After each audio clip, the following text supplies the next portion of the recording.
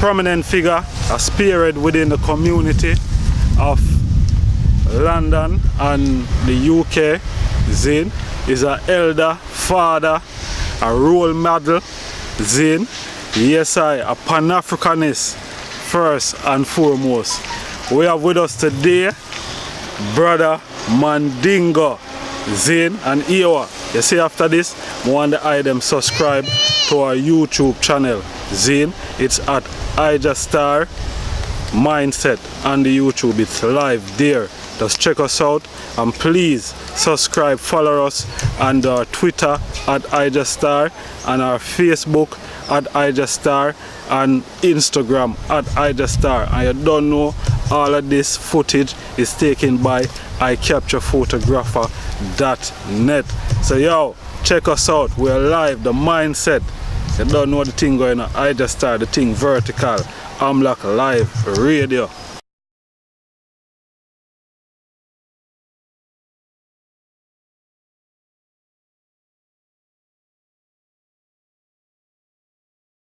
Blessed love every time. Aman, Ra, Olodumare, every time. Yes, Marcus Garvey, every time. Yes, Blessed love. Yes, Mandingo, give thanks. Yes, for the eye presence, you know, and the eye taking the time out, you know what I mean, to come and reason with us today and the mindset series. Give thanks. It's a great honor. The eye is not new to the mindset series. The reason a few times on the radio before. And you know, it was a great joy both time, and now I know say it's a next level. So next level, the visual level. Yes, sir. Every time. Blessed love. Yes, elder. I mentioned there is a spearhead in the community and also a Pan-Africanist from them time up until this time. Talk to you a little bit about the itself, because a lot of what know of the eye, and still there are some people today Zin that's gonna view this thing and not really know of the eye. You know about who Mandingo is. Well, biographically, I was born in the old capital of Jamaica, what they call St. Diego de la Vega, now known as Spanish Town, which was founded in 1534. And I grew up St. John's Road, Spanish Town, where my father was the headmaster of Friendship Government School and my mother was the deputy head. And my mother was my first teacher and my constant teacher.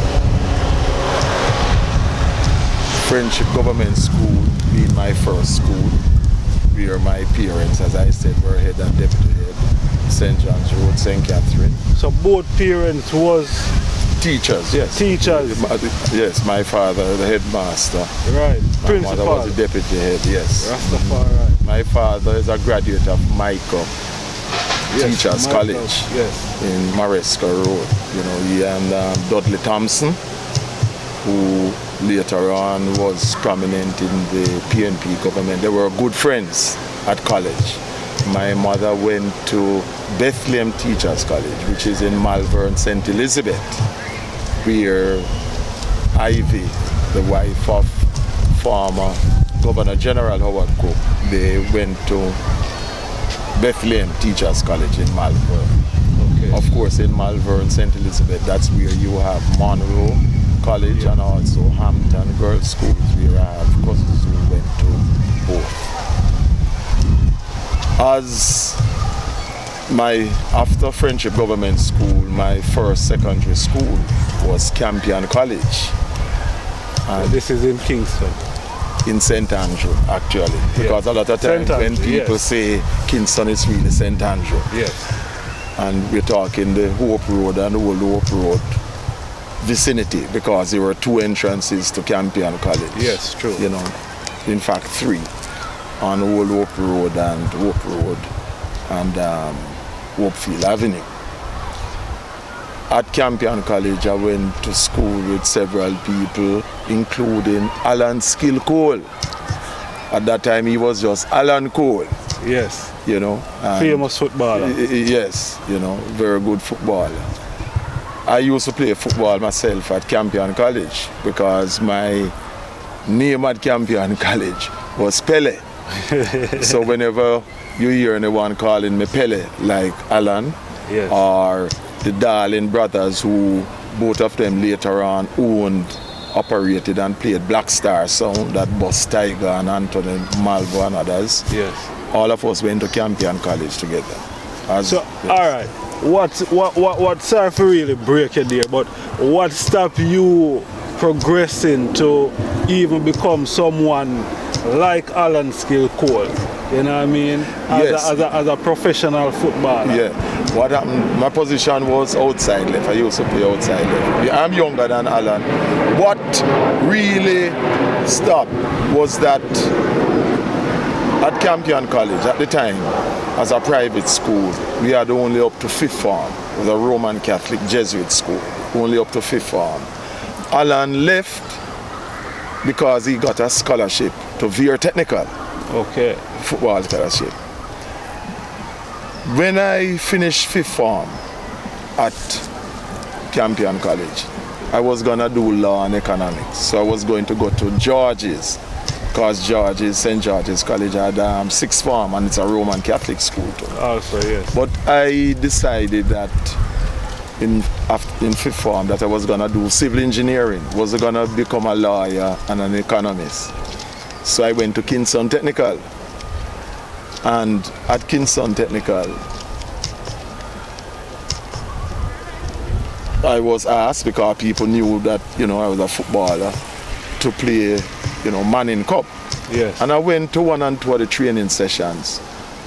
But my love of football was such that I stopped because I really wanted to be successful at becoming a civil engineer. And I say, you know what, I'm gonna park the footballing thing and just concentrate on my studies, which is what I did. All right. Since we are talking about the football and thing, we have the World Cup just passed. Yes. Zane, and we haven't seen Jamaica in the World Cup for a couple of years since they qualified in 20 years ago, 1998. Yes, 20 years ago. Zane, all right. We see France win the World Cup. Zane, and majority of some of these French teams, some of the players are African players, such from Ivory Coast, and various African countries. Yes. That speak French. What's your view upon it? Because a lot of people have said, boy, it's really the Africans them that really won it for France. And when you look on certain publicized photos, you really see the black players, the African players who won it for France is in the background. What are the view upon the whole of this thing? This is something that I have spoken about. First of all, without the Africans in the French team, France would not have won the World Cup. So it's the African players who won the World Cup for France.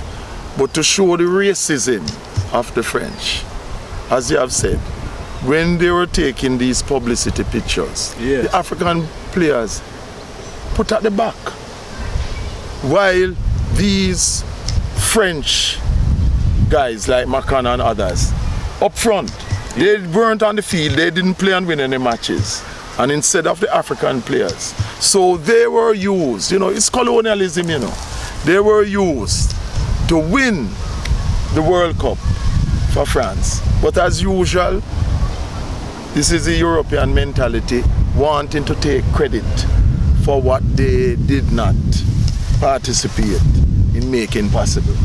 So it is a typical example, and this is why I say these players, they should have been representing their respective African countries. Yes.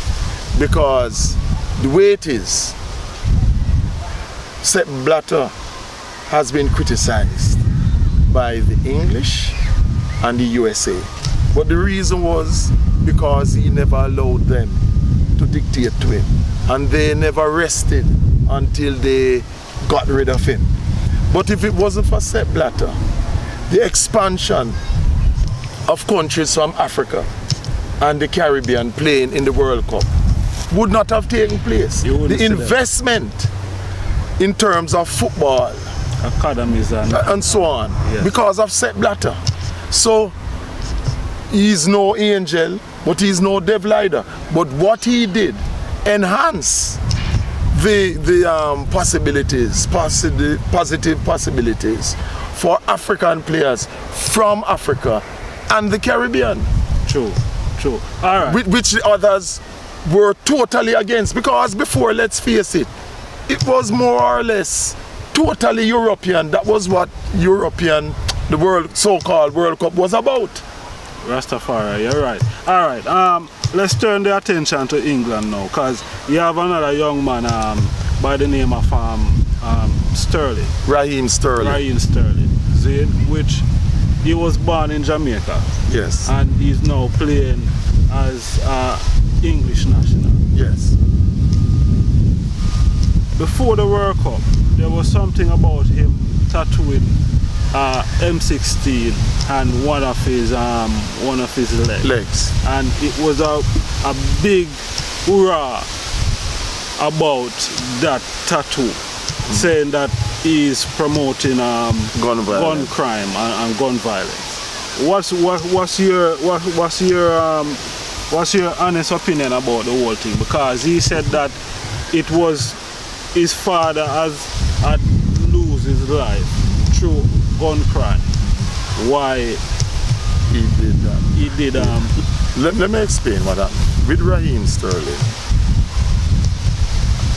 What my research has shown, because I've observed what he has said too.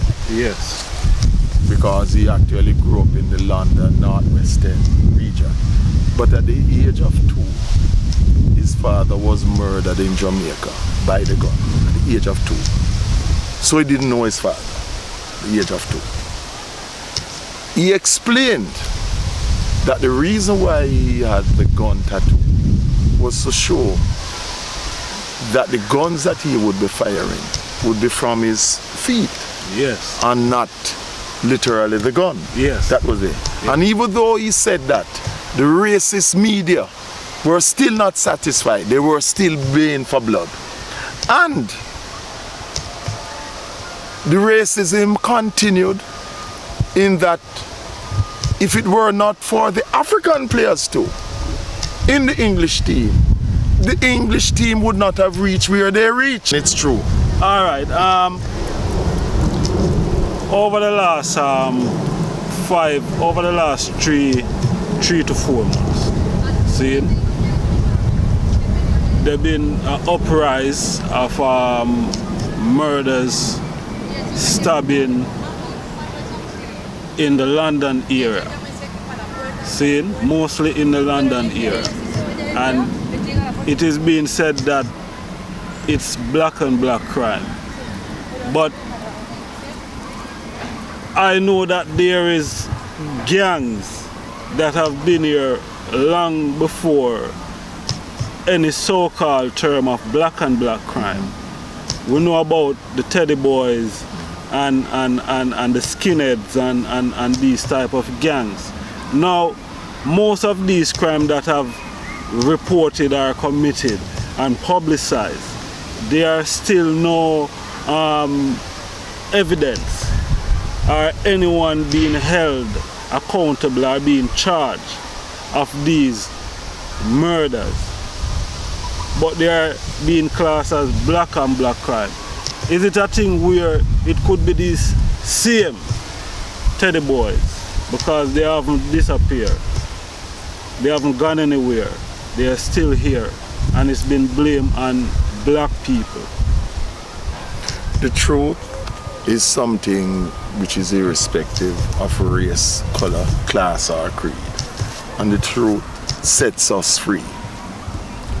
First of all, gangs have always been, for hundreds of years, been in existence in England. That's nothing new. Nothing new. So the composition of gangs and their story is something that had nothing to do with us as African people. They have always, long before the craze and so on, they have the whole history of gang violence in this country, in various cities, London, Bristol, whatever. Fighting over turf, control, and that type of thing. Yes, we don't have to tell lies. As I said, truth is important. Some of our youths get involved in gang activity. This is not peculiar to the African race. In every race of people, you have some youths, for whatever reasons, get trapped into gangs. We can talk about why on another occasion, but this happens irrespective of race. But what I don't like is when the racist media constantly pushes the line as if all of this gang violence has to do with our African youths. When in a lot of cases, as you have said, some of these things are the result of racist murders. We also talk about the police force, where so many of our men, women and children have died whilst being in police custody. Yet up until we are speaking here right now, today, no policeman or woman in England has ever been sent to prison for the deaths of any of our men, women, boys or girls. And why you think that is? Is it because of racism? Because straight, I don't beat around the bush. I tell it just like it. So it's not that because the justice system is not good. No, it's an injustice system. Not justice. Injustice system. Because when you're having a situation where so many of our people, the records are there, have died. Remember the case of Joy Gardner, who died whilst in police custody in front of her little boy, and many others. Even last week, there was a few police was acquitted from the death of Rashawn Charles, yes, etc. You know. So what it is saying is that African lives have no value. This is a plain racist narrative. African lives are of no value. When it's European lives, whether English or whatever, then it's of great concern in the news media. Why is it that when English boys stab and do other things and kill other English boys, why is it that you don't hear the phrase white and white violence? Because if you're dealing with equality, if you're going to have black and black violence, I suggest to you that you must also have white and white violence. Why the double standard? Why the racial introduction in the context? It's deliberate. All right. My question to the eye now, because the police play a big role